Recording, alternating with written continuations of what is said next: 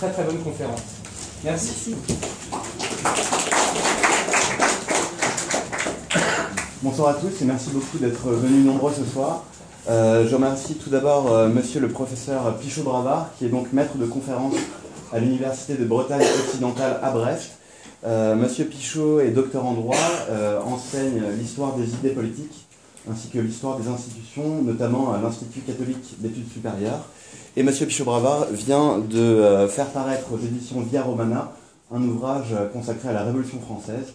Et aujourd'hui, cette conférence traitera donc des fondements idéologiques et de la légitimité du pouvoir en place. Voilà, merci beaucoup. Un grand merci au rédacteur du Rouge et Noir de m'avoir invité pour cette conférence. J'y suis d'autant plus sensible de la part d'un site d'une telle qualité. Et je profite de l'occasion pour souligner tout le bien que je pense du travail que vous faites depuis des mois et des mois, qui est un travail d'une très très grande qualité. Alors, nous allons aujourd'hui parler essentiellement de la notion de légitimité. La légitimité du gouvernement, d'une part, c'est le premier aspect. Qu'est-ce qui fait qu'un gouvernement est légitime? Qu'est-ce qui fait qu'il ne l'est pas? Et également la légitimité de la loi, la relation entre la légalité et la légitimité. Aujourd'hui, dans nos sociétés contemporaines, on a tendance, pas dans cette pièce, mais dans la société en général, à considérer que tout gouvernement qui est démocratique et légitime, et que tout gouvernement qui n'est pas démocratique ne l'est pas. On a tendance à faire de la démocratie le critère de la légitimité du gouvernement. Et puis, dans le même temps, on a tendance à considérer que dès lors que la loi a été adoptée dans le respect des règles prévues par la Constitution, eh bien que cette loi est légitime. Et en réalité, la notion de légalité a absorbé la notion de légitimité. Voilà. Alors, cette manière de définir la légitimité, qui définit finalement la légitimité en fonction de l'origine du pouvoir, cette manière de définir la légitimité est une manière propre à notre société contemporaine. On n'a pas toujours défini la légitimité de cette manière-là. Pendant longtemps, la légitimité du gouvernement a été définie non pas en fonction de l'origine du pouvoir, mais en fonction de la finalité du pouvoir. L'exact contraire. Était légitime, selon la définition donnée par les disciples de Socrate, notamment Platon, et puis le disciple de Platon, Aristote, était légitime le gouvernement qui poursuit le bien commun. Alors le bien commun, cela implique concrètement le règne de la justice, cela implique la sécurité, cela implique la satisfaction des besoins élémentaires, mais le bien commun, c'est aussi la communauté du bien, la communauté des gens de bien. Et le bien commun, dès lors, suppose la vie harmonieuse de ceux qui veulent bien vivre. Voilà, vivre bien. Et c'est ce qui explique l'importance que cette philosophie classique, à commencer par Aristote, et puis ensuite Cicéron, accorde à une notion complètement évanouie, qui est la notion d'amitié politique. L'idée que le lien qui unit les membres de la cité entre eux est un lien d'amitié, un lien de bienveillance. Alors ça s'explique très bien d'ailleurs. La cité, les cités qu'Aristote observe au IVe siècle, ce sont de petites communautés, quelques villages autour d'une ville fortifiée, autour du temple du dieu de la cité. C'est ça. Quelques centaines de citoyens, quelques milliers tout au plus, tout le monde se connaît, et surtout, tous ces citoyens sont plus ou moins cousins ou alliés entre eux. Donc ce lien d'amitié découle de l'importance de la famille. La cité est une famille de familles. Voilà. Et cette cité-là que décrit Aristote, elle a été la réalité de nos communautés rurales jusqu'à une date qui n'est pas si lointaine. Voilà. Et tous ceux qui ont fait un peu de généalogie savent bien que un village s'est réuni d'abord des cousins plus ou moins éloignés et des alliés. Voilà. Les 4/5 de la population sont des gens qui ont des liens de famille entre eux plus ou moins éloignés. Donc l'amitié. L'amitié politique auquel Aristote accorde autant d'importance dans l'éthique à Nicomaque en particulier, puis Cicéron qui parle de concordia, la concorde, l'union des cœurs, en insistant sur le fait que cette amitié, eh bien, il revient au gouvernement de l'entretenir avec soin. Voilà. Et cette amitié, elle suppose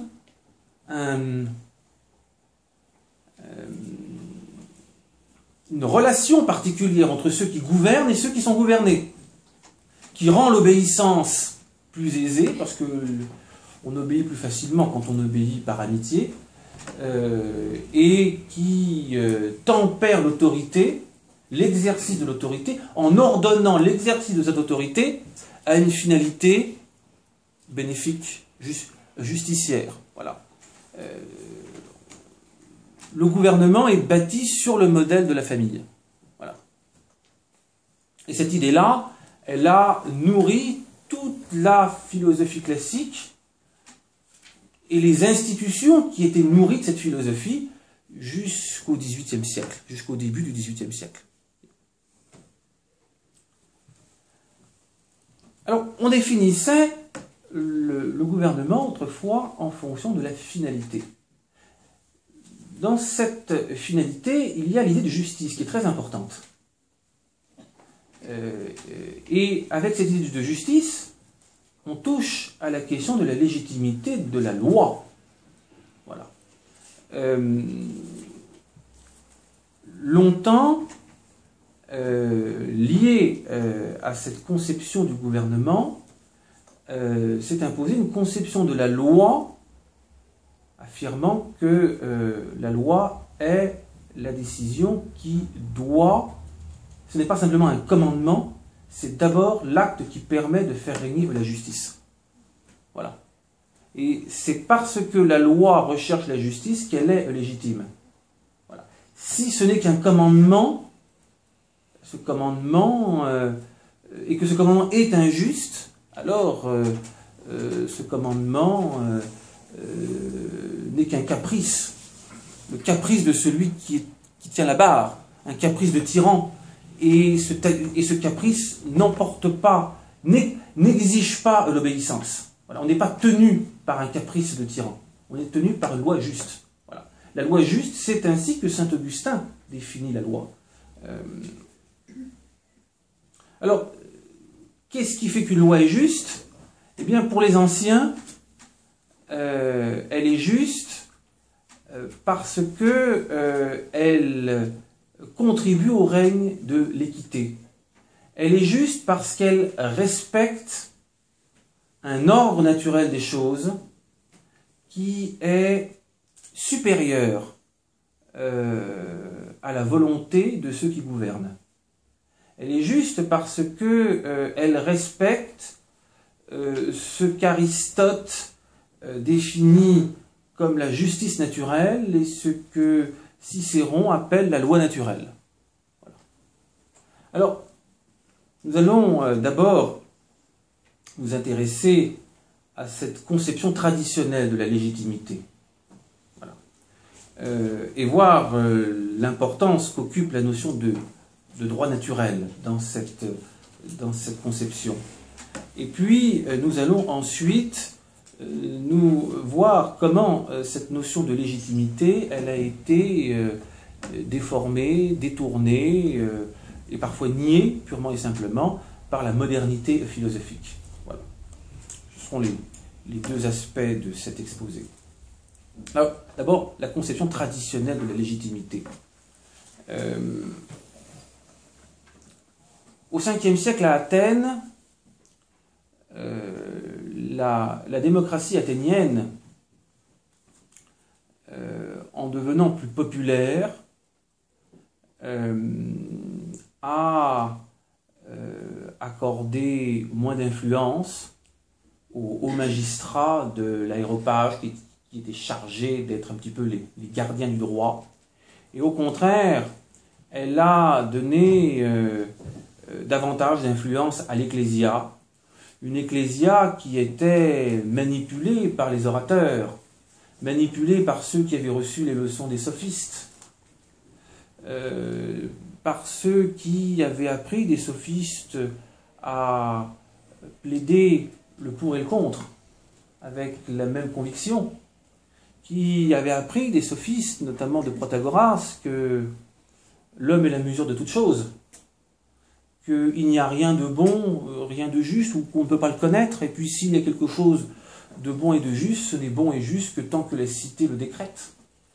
Et face à cette dégradation, il y a eu une réaction avec Socrate, d'une part, et avec Sophocle.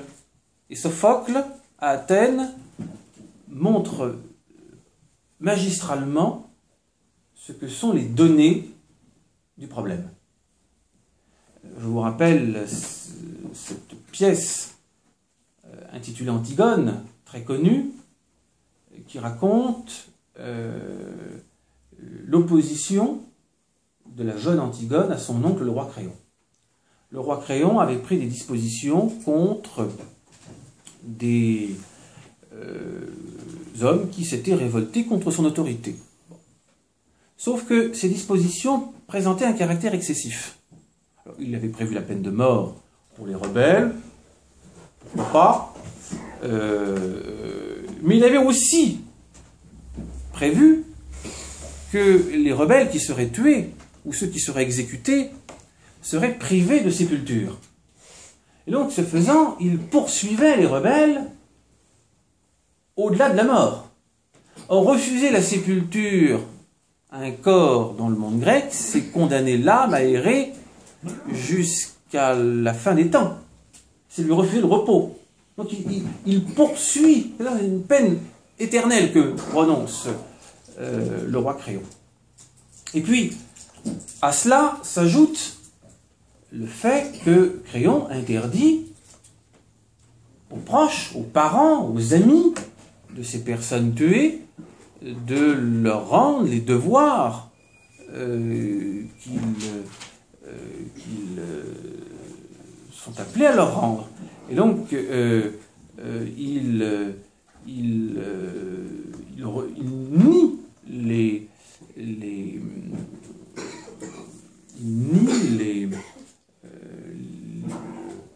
le droit des proches à porter le deuil, à rendre à leurs défunts les marques de respect auxquelles ils ont droit. Et Antigone, alors parmi les rebelles, il y a Polynice, l'oncle du roi Créon, le frère d'Antigone, et Polynice est tué, et Antigone, refusant d'obéir à l'ordre de Créon, donne une sépulture à son frère. Et là, Créon lui tombe dessus. Connaissais-tu le décret que j'avais édicté? Bien sûr que je le connaissais. Bien sûr. Mais il n'a pas été édicté par les dieux. Il n'est pas conforme à cette règle immuable et supérieure qui s'impose à tous, y compris au roi, qui s'impose à celui qui a le pouvoir. Voilà, parce que il n'est pas juste d'interdire à des proches de porter le deuil d'un défunt, à des amis, à des parents de porter ce deuil. Eh bien, cette loi est injuste, et une loi injuste, aussi rigoureuse soit-elle, en conscience, ne contraint pas à l'obéissance. Voilà. Alors, ici, Sophocle montre bien l'opposition qui, tout au long de l'histoire institutionnelle, oppose ces deux conceptions du droit, l'idée d'un droit qui est simplement l'expression de celui qui a le pouvoir, de la volonté de celui qui a le pouvoir, ou de ceux qui ont le pouvoir. Voilà. Ce qui a donné l'école du positivisme juridique, et puis d'autre part, l'école de ceux qui considèrent que la loi ne doit être obéie qu'à la condition d'être juste, à la condition d'être légitime. Voilà. Et que si elle n'est pas juste, eh bien, on n'a pas à lui obéir. Voilà. Et donc l'idée qu'il y a des règles de droit qui sont supérieures aux règles positives, supérieures à la volonté de ceux qui ont le pouvoir d'édicter des normes. Voilà. Et ça a donné naissance à l'école du droit naturel.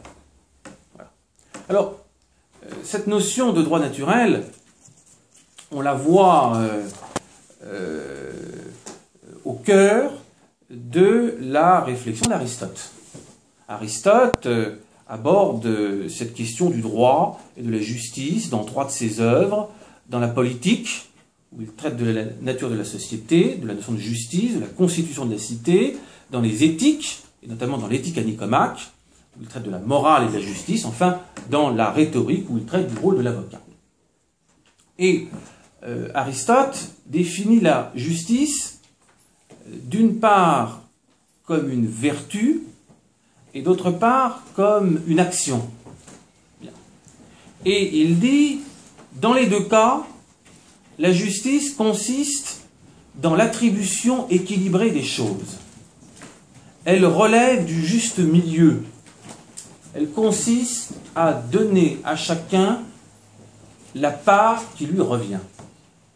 L'homme juste, dit-il dans l'éthique à Nicomaque, est celui qui est apte à accomplir par choix délibéré ce qui est juste. Celui qui, dans une répartition à effectuer, n'est pas homme à s'attribuer dans le bien désiré une part trop forte et à son voisin une part trop faible, mais donne à chacun la part proportionnellement égale qui lui revient, et qui agit de la même façon quand la répartition se fait entre des tiers. C'est celui qui donne à chacun la part proportionnellement juste. Alors il dit, cette justice, elle peut être arithmétique, quand elle attribue à tous la même part, et c'est ce qui est exigé lorsque l'on a affaire à des personnes qui sont sur un pied d'égalité. Dès lors, il faut donner à chacun la même part. Mais donner à chacun la même part n'est pas toujours juste. Je commence souvent par là avec mes étudiants, leur expliquer que justice et égalité ne sont pas deux mots interchangeables. Ce que certains ont tendance à croire. Alors je leur donne un exemple très simple à comprendre. Je leur dis, au moment des examens, si justice et égalité sont interchangeables, le temps de correction de copie va être réduit à peu près à 5 minutes. 150 copies, on s'accorde sur un chiffre, 14, ça vous convient? Alors là, je vois des mines assez réjouies en se disant, on n'en espérait pas tant, et il suffit que je mette le même chiffre à tout le monde. Mais ce sera profondément injuste, puisque, évidemment, celui qui a beaucoup étudié, qui mériterait 18, sera sous-noté, et celui qui n'a rien fait, qui a rendu une copie blanche, eh bien, se retrouvera à avoir 14 points qu'il n'a pas mérité. Voilà. Et là, nous dit Aristote, il dit, lorsque la situation n'est pas égale, eh bien, il faut attribuer à chacun la part qui lui revient selon son mérite, la part proportionnelle. Voilà. Et puis, D'autre part, poursuivant la réflexion, Aristote définit la justice politique, et au sein de cette justice politique, et là nous arrivons au cœur du sujet, il distingue entre la justice naturelle et la justice légale. Voilà ce qu'il écrit dans l'Éthique à Nicomaque. La justice politique est de deux espèces, l'une naturelle et l'autre légale. Est naturelle celle qui a partout la même force et ne dépend pas de telle ou telle opinion. Légale, celle qui, à l'origine, peut être indifféremment ceci ou cela, mais qui, une fois établie, s'impose.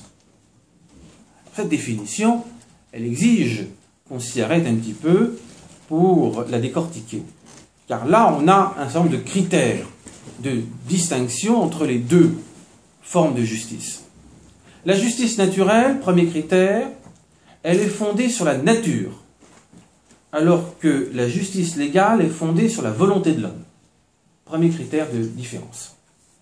Deuxième critère, la justice naturelle, elle est objective. Elle a partout la même force. Alors que la justice légale, elle est subjective. Elle dépend de telle ou telle opinion. Troisième critère, la justice naturelle, elle a une autorité en elle-même. Alors que la justice légale a besoin d'être établie pour s'imposer. Elle a besoin d'être promulguée. Quatrième critère, la justice naturelle est stable, alors que la justice légale est changeante. Alors, s'agissant du contenu de cette justice naturelle, Aristote ne dresse pas de liste, et les jurisconsuls romains n'en dresseront pas davantage. Il faut lire l'œuvre et repérer au passage des éléments qui se rattachent à cette justice naturelle. Alors on y retrouve l'idée que la société est naturelle à l'homme, que l'homme est naturellement un être social. Une cité est la communauté des lignages et des villages menant une vie parfaite et autarcique, dit-il dans la politique. Deuxièmement, on y retrouve l'union de l'homme et de la femme en vue de la procréation. Bon, déjà à cette époque-là. Troisième point, il y a le lien d'amitié entre les membres de la cité. Quatrième point, il y a la recherche d'une vie heureuse, la recherche du bien et du juste. Cinquième point, il y a l'existence au sein de la cité d'un gouvernement qui doit veiller à la conduite des affaires communes, doit poursuivre le bien commun, doit veiller à cette communauté du bien vivre. Et par conséquent, la conduite de ce gouvernement doit être confiée aux meilleurs. Voilà.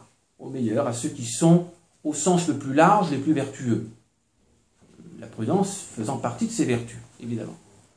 Et puis, il y a la propriété privée des biens. Ça fait partie de cette justice naturelle.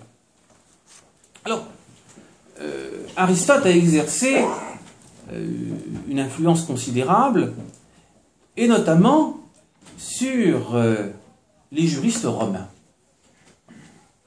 Et en particulier sur le plus éminent d'entre eux, Marcus Tullius Cicéron.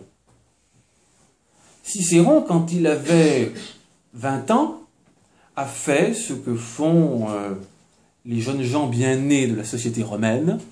Il est allé en Grèce, passer 1 an et demi, visiter les différentes cités et faire le tour des écoles philosophiques.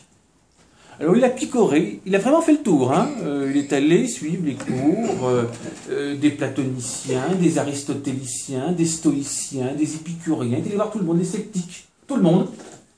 Et puis il s'est tricoté sa philosophie. Bon. Alors il a laissé la philosophie épicurienne de côté, la philosophie sceptique, et il a conservé essentiellement le stoïcisme et l'aristotélisme, avec une petite pointe de pensée platonicienne. Voilà. Et d'Aristote, il a conservé notamment la méthode. Et de là, il a voulu appliquer au droit la méthode qu'Aristote avait suivie pour les autres disciplines intellectuelles. Et cela l'a conduit à vouloir définir les mots, les concepts, opérer des classements. Et dès que l'on touche au droit, le premier concept qu'il a fallu définir, c'était ce concept de droit et l'idée de la loi naturelle. Et de la loi naturelle, Cicéron nous offre dans le De Republica une définition qui est la plus complète et la plus belle qui ait été rédigée sous l'Antiquité. Je cite, le texte est un petit peu long. Il est une loi véritable, la droite raison. Pas n'importe quelle raison, la raison droite. Bien. Conforme à la nature, universelle, immuable, éternelle, dont les ordres invitent au devoir, dont les prohibitions éloignent du mal. Cette loi ne saurait être contredite par une autre, donc elle est supérieure à la loi positive, ni rapportée en quelques parties, ni abrogée tout entière. Ni le Sénat, ni le peuple, ceux qui détiennent la souveraineté à Rome, ni le Sénat, ni le peuple ne peuvent nous délier de l'obéissance à cette loi. Ni le Sénat, ni le peuple. Elle n'a pas besoin d'un nouvel interprète ou d'un organe nouveau. Elle ne sera pas autre à Rome, autre dans Athènes. Elle ne sera pas demain autre qu'aujourd'hui. Mais dans toutes les nations et dans tous les temps, cette loi régnera toujours une, éternelle, impérissable.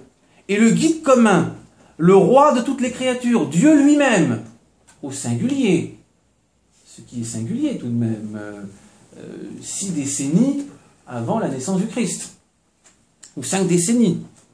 Bon, mais là, on sent l'influence aristotélicienne et platonicienne. Dieu lui-même donne naissance, sanction, publicité à cette loi que l'homme ne peut méconnaître sans se fuir lui-même et sans renier sa nature. Tout est dit. Tout est dit. Alors, cette notion de droit naturel ou de loi naturelle, on la retrouve chez tous les grands jurisconsuls romains, avec un petit tâtonnement. Les uns parlent du droit des gens, les autres de la loi naturelle. Il y a un petit tâtonnement dans la définition, et il reviendra au digeste rédigé sous la conduite de l'empereur Justinien, autour de 530, d'opérer la synthèse de tout cela. Et dans les compilations justiniennes, dans le digeste, le droit naturel reçoit 3 définitions différentes. Bon. Il est d'abord un droit toujours bon et équitable. Un droit toujours bon et équitable. Ius semper bonum et equum. Il est commun à tous les êtres animés. Deuxième point. Et ce droit est commun à tous les peuples. Il est immuable et d'origine divine. Voilà. On retrouve donc ces 3 critères importants. Alors cette notion du droit naturel, évidemment, elle s'est trouvée confortée, renforcée et en même temps éclairée d'une lumière nouvelle par l'influence du christianisme. Alors, saint Augustin, évidemment, qui a tendance à absorber la loi naturelle dans la loi divine. Bien. Mais saint Augustin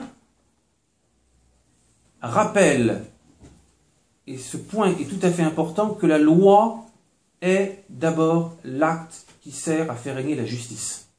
La loi est juste. Voilà. Une loi qui n'est pas juste n'est pas une loi. Et cette idée-là, elle va nourrir toute la pensée médiévale. Les médiévaux sont profondément nourris de cette idée. La loi, c'est l'acte juste. Un acte injuste n'est pas une loi. Voilà. Alors le Moyen-Âge, en histoire des idées, ça dure jusqu'à Mazarin, jusqu'au XVIIe siècle.